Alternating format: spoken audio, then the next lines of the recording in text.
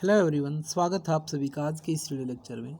आज के इस वीडियो लेक्चर में हम कक्षा 12वीं के विषय राजनीति विज्ञान के अध्याय 2 ध्रुवीयता का अंत देखेंगे।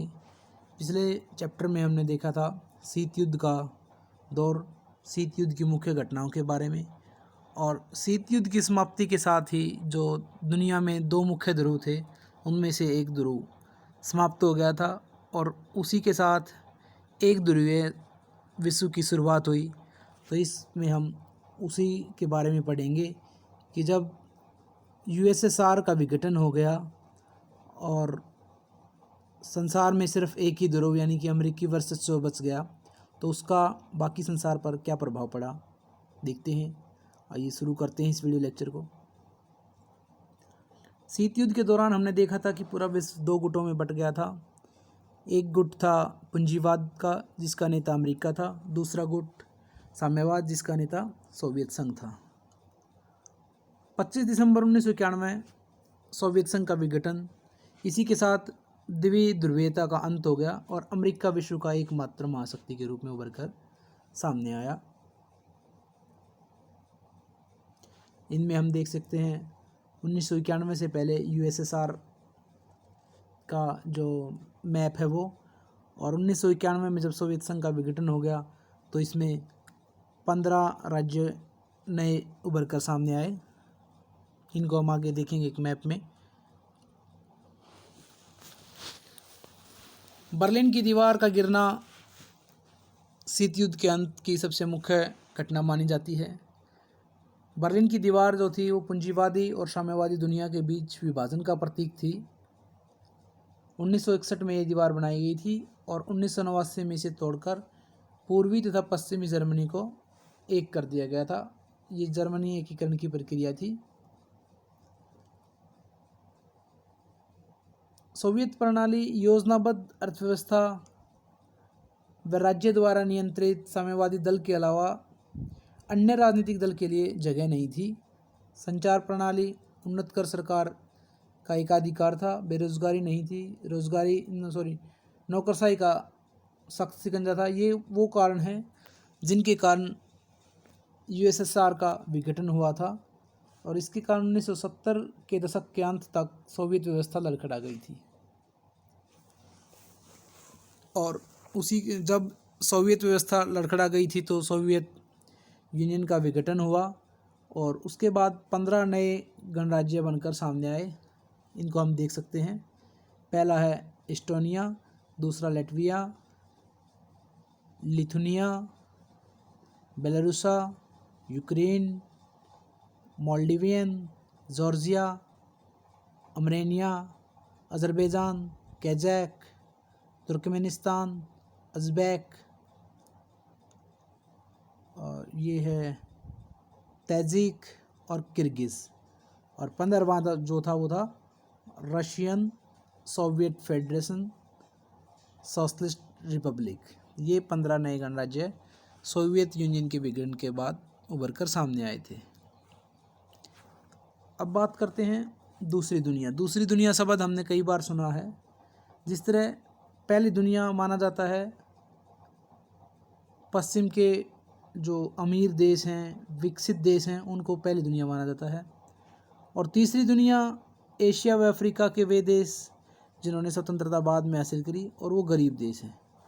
लेकिन दूसरी दुनिया शब्द है उसका प्रयोग पूर्वी यूरोप के कुछ देशों के लिए किया जाता है जो कि समाजवादी प्रणाली की तर्ज पर उन्हें डाला गया था।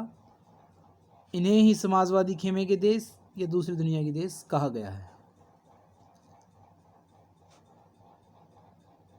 अब बात करते हैं मिखाइल गोर्बाचोव के बारे में।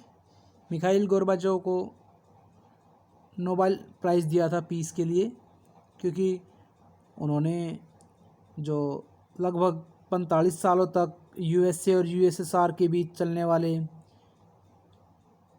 शीत युद्ध की समाप्ति में महत्वपूर्ण भूमिका निभाई थी, वो थे मिखाइल गोर्बाचोव। उन्हीं की नीतियों के द्वारा शीत युद्ध समाप्त हो पाया था और उन्हें पीस के नोबेल प्राइज़ से नवाजा गया था। मिखाइल गोर्बाचोव 1980 के दशक में यूएसएसआर की साम्यवादी पार्टी के अध्यक्ष बने थे और देश के अंतर आर्थिक राजनीतिक सुधारों तथा लोकतंत्रीकरण की नीति चलाई गई थी। इसके चलते सोवियत संघ के भीतर संकट गहराता गया और विघटन की गति बहुत तेज हो गई, जिसके कारण दिसंबर 1991 में बोरिस येल्त्सिन के नेतृत्व में इसके 3 बड़े गणराज्यों रूस, यूक्रेन और बेलारूस ने सोवियत संघ की समाप्ति की घोषणा कर दी थी। सोवियत संघ के विघटन के कारण देखते हैं हम वो कौन से मुख्य कारण थे जिसके कारण सोवियत संघ का विघटन हुआ। सबसे पहला, नागरिकों की राजनीतिक और आर्थिक आकांक्षाओं को पूरा नहीं कर पाई थी सोवियत सरकार। दूसरा, सोवियत प्रणाली पर नौकरशाही का अत्यधिक शिकंजा था, इसलिए लोग वहाँ के नाराज़ हो गए थे उस प्रणाली से। कम्युनिस्ट पार्टी का अंकुश था और सचिव द्वारा किए गए सुधारों का विरोध हो गया था। अर्थव्यवस्था गतिरोध हो गई थी और उपभोक्ता वस्तुओं में कमी आनी शुरू हो गई थी। ये भी एक सोवियत संघ के विघटन का कारण बना। इसके अलावा राजनीतिक आर्थिक संस्थाएं आंतरिक कमजोरियों के कारण जनता की आकांक्षाएं पूरी नहीं कर सकी थी। संसाधनों का अधिकांश हिस्सा परमाणु हथियारों व सैन्य सामान पर खर्च किया जा रहा था।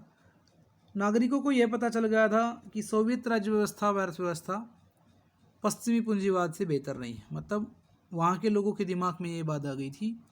तो पश्चिमी पूंजीवादी अर्थव्यवस्था है वो यहाँ की राज्य व्यवस्था व अर्थव्यवस्था दोनों से ही बेहतर है, इसलिए यहाँ पर इस व्यवस्था को समाप्त करके हमें पूंजीवाद को अपना लेना चाहिए।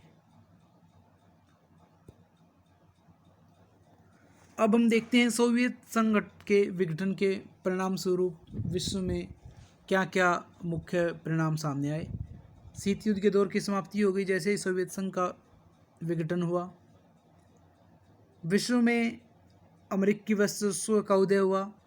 एक ध्रुवीय विश्व हो गया। हथियारों की ओर लगभग समाप्त हो गई और सोवियत खेमे का अंत हो गया और 15 नए देशों का उदय हुआ। रूस सोवियत संघ का उत्तराधिकारी बन के उभरा और विश्व राजनीति में शक्ति संबंधों में बहुत बदलाव आए। विश्व 2 ध्रुव से 1 ध्रुव होने की संभावना हुई। विश्व परिदृश्य पर ये 15 नए देश आए, हमने अभी देखा इनके बारे में। समाजवादी विचारधारा पर प्रश्न चलने लगा और पूंजीवादी उदारवाद व्यवस्था का वर्चस्व हमें पूरे विश्व पर देखने को मिला। अब बात करते हैं शॉक थेरेपी की। शॉक थेरेपी का अर्थ है, पहले इसका हम शाब्दिक अर्थ देख लेते हैं। इसका शाब्दिक अर्थ है आघात पहुंचाकर उपचार करना।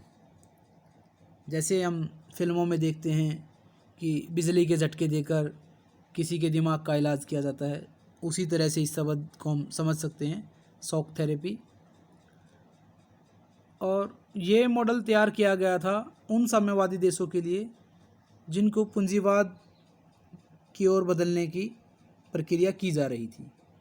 यह खास मॉडल विश्व बैंक और अंतर्राष्ट्रीय मुद्रा कोष के द्वारा दिया गया था, लेकिन यह मॉडल सफल नहीं हो पाया और जनता को भोग के आंदोलन तक नहीं ले पाया। शॉक थेरेपी मतलब पूरी तरह सफल नहीं हो पाई थी जिस उद्देश्य के लिए शॉक थेरेपी का बनाया गया था। शॉक थेरेपी की मुख्य विशेषताएं देखते हैं हम। मिल्कियत का प्रमुख रूप निजी स्वामित्व। शॉक थेरेपी मतलब पूंजीवाद की ओर ले जा रही थी और पूंजीवाद में जो मालिकाना हक होता है निजी स्वामित्व के लिए होता है, सार्वजनिक स्वामित्व नहीं देखने को मिलता। राज्य की संपदा का निजीकरण। सामूहिक फार्म की जगह निजी फार्म। मतलब जिस तरह साम्यवादी विचारधारा में सामूहिक अधिकार पर जोर दिया जाता है, उसके विपरीत पूंजीवाद में निजी अधिकारों पर अधिक जोर दिया जाता है। मुक्त व्यापार व्यवस्था को अपनाना। मुद्राओं की आपसी परिवर्तनीयता मतलब कि लेन देन बदलाव। पश्चिमी देशों की आर्थिक व्यवस्था से जुड़े पूंजीवाद के अतिरिक्त किसी भी वैकल्पिक व्यवस्था को स्वीकार नहीं किया गया। मतलब पूंजीवाद के अलावा और कुछ भी स्वीकार्य नहीं होगा। शॉक थेरेपी के क्या परिणाम रहे? हमने देखा था कि शॉक थेरेपी अपने उद्देश्य में सफल नहीं हो पाई थी, असफल हो गई थी, लेकिन फिर भी उसके द्वारा उसके क्या परिणाम निकले। पूर्णतः असफल रूस का औद्योगिक ढांचा चरमरा गया। रूसी रूबल मुद्रा में गिरावट हुई। शॉक थेरेपी के कारण जब साम्यवादी देशों को पूंजीवाद में बदलने का प्रयास किया जा रहा था तो रूस का औद्योगिक ढांचा चरमरा गया। रूसी रूबल मुद्रा में गिरावट हुई। समाज कल्याण की पुरानी व्यवस्था नष्ट हो गई। आर्थिक असमानता बढ़ गई। माफिया वर्ग का उदय हुआ। लोकतांत्रिक संस्थानों का निर्माण प्राथमिकताओं के आधार पर नहीं किया गया। वित्तीय संस्थान व इनकम जैसे बैंक दिवालिया हो गए। इसे इतिहास की सबसे बड़ी गैराज सेल कहा गया। शॉक थेरेपी को इतिहास की सबसे बड़ी गैराज सेल कहा गया। कमजोर संसद व राष्ट्रपति को अधिक शक्तियाँ, जिससे सत्तावादी शासन राष्ट्रपति शासन में बदल गया। इसके अतिरिक्त संघर्ष और तनाव के कुछ क्षेत्र थे, उनके बारे में हम चर्चा करते हैं। पूर्वीय सोवियत संघ के अधिकांश गणराज्य संघर्ष की आशंका वाले क्षेत्र हैं। क्यों हैं? क्योंकि इन देशों में बाहरी ताकतों की दखलंदाजी बढ़ चुकी है। रूस के कई भाग, हिंसक अलगाववादी आंदोलन वहाँ पर चल रहे हैं। चेकोस्लोवाकिया के 2 भाग, चेक और स्लोवाकिया, इनमें इनका विभाजन हो गया। बाल्कन क्षेत्र के बारे में हम कई बार सुनते हैं। बाल्कन क्षेत्र देखते हैं, बाल्कन क्षेत्र से क्या अभिप्राय है। बाल्कन गणराज्य युगोस्लाविया गृह युद्ध के कारण कई प्रांतों में बंट गया था, जिसमें शामिल बोस्निया हर्जेगोविना, स्लोवेनिया तथा क्रोएशिया ने अपने आप को स्वतंत्र घोषित कर दिया था। उसके बाद बाल्कन क्षेत्र में काफ़ी समय तक अशांति बनी रही थी। इस मैप में आप देख सकते हैं बोस्निया हर्जेगोविना और सर्बिया, क्रोएशिया, स्लोवेनिया, ये जो देश थे, ये सभी देश बाल्कन क्षेत्र के देश माने जाते हैं। और इनमें जो अशांति थी उसके बारे में यहाँ पर चर्चा की गई है। गृह युद्ध के कारण थी ये। अब बात करते हैं बाल्टिक क्षेत्र। बाल्टिक क्षेत्र से अभिप्राय बाल्टिक सी के आसपास के जो देश हैं उनको बाल्टिक क्षेत्र कहा गया है। इसमें मुख्य रूप से 3 देश हैं, एस्तोनिया, लताविया और लिथुआनिया। बाल्टिक क्षेत्र के लिथुआनिया ने मार्च 1990 में अपने आप को स्वतंत्र घोषित किया था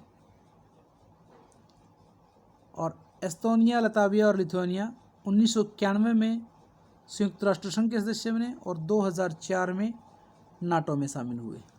तो ये था बाल्टिक क्षेत्र। अब हम मिडिल ईस्ट यानी कि मध्य एशिया के बारे में देखते हैं। उस समय समकालीन विश्व में जब इतनी कुछ घटनाएं घट रही थी, उस समय मध्य एशिया में क्या चल रहा था। मध्य एशिया में के तजाकिस्तान में 10 वर्षों तक यानी कि 1991 से 2001 तक गृह युद्ध चला। Azerbaijan, Armenia, Ukraine, Kyrgyzstan, Georgia में भी गृह युद्ध की स्थिति है। मध्य एशिया गणराज्य में पेट्रोल के विशाल भंडार हैं। इसी कारण से ये क्षेत्र बाहरी ताकतों और तेल कंपनियों की प्रतिस्पर्धा का अखाड़ा बन गया है। मतलब पूरे मध्य एशिया में गृह युद्ध की स्थिति है और पेट्रोल के विशाल भंडार होने के कारण यहाँ पर बाहरी देश और तेल कंपनियों की प्रतिस्पर्धा बनी हुई है, जिसके कारण मध्य एशिया में अशांति बनी हुई है। अब हम बात करते हैं भारत के पूर्व साम्यवादी देश के साथ जो संबंध थे उनके बारे में चर्चा करेंगे। भारत के संबंध कैसे रहे पूर्व साम्यवादी देश के साथ। पूर्व साम्यवादी देशों के साथ भारत के संबंध अच्छे थे, खासकर रूस से। दोनों का सपना बहुध्रुवीय विश्व का दोनों देश सह अस्तित्व, सामूहिक सुरक्षा, क्षेत्रीय प्रभुता, स्वतंत्र विदेश नीति, इन सभी विषयों पर उनके विचार मिलते थे और इन सभी समस्याओं का जो हल थे वो करना चाहते थे मिलकर। और दोनों ही देश लोकतंत्र में विश्वास रखते थे। दोनों देश सह अस्तित्व, सामूहिक सुरक्षा, क्षेत्रीय संप्रभुता, स्वतंत्र विदेश नीति, अंतर्राष्ट्रीय झगड़ों का हल वार्ता द्वारा और संयुक्त राष्ट्र संघ के सुदृढ़ीकरण और लोकतंत्र में विश्वास रखते थे। 2001 में भारत और रूस द्वारा 80 द्विपक्षीय समझौते पर हस्ताक्षर किए गए और भारत ने रूसी हथियारों को खरीदा। रूस से तेल का आयात किया जा रहा है। परमाणु योजना तथा अंतरिक्ष योजना में रूसी मदद ली जा रही है।